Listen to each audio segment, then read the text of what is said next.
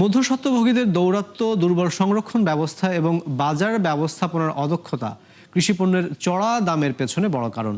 চাল, আলু, পেঁয়াজ, ব্রয়লার মুরগি ও ডিমের অবস্থা বিশ্লেষণ করে এমন পর্যবেক্ষণ দিয়েছে বাংলাদেশ ব্যাংক। বিস্তারিত জানাচ্ছেন আব্দুল জাহের আনাস।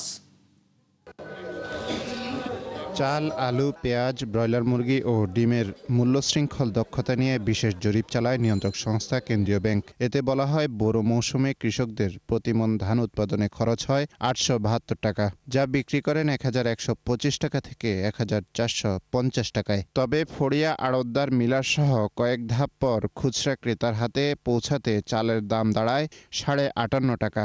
অন্যদিকে তুষ ও কুড়া থেকে প্রতিমণ অতিরিক্ত ১০৬ টাকা আয় করেন মিলাররা।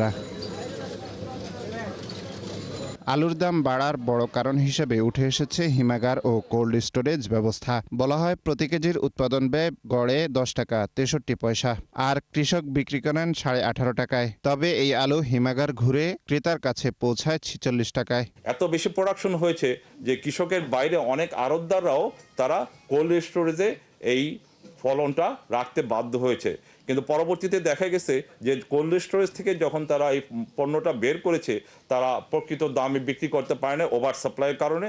জরিপে বলা হয়, পেঁয়াজের সংরক্ষণ সুবিধা না থাকায় বড় সংকট দেখা দেয় অক্টোবর থেকে ডিসেম্বরে। তবে ডিম ও ব্রয়লার মুরগির চিত্র আরও উদ্বেগজনক। বলা হয়, খামারিদের খুব একটা মুনাফা না হলেও বড় সুবিধা নেন পাইকার ও মধ্যস্বত্বভোগীরা।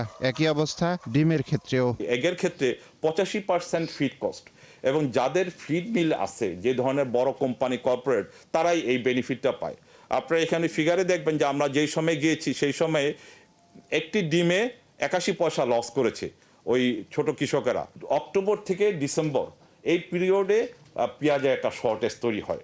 তো এই পেঁয়াজের যে শর্টেজটা তৈরি হয়, সেই সময়ে আমরা বলেছিলাম যে একটা ইম্পোর্টের দরকার।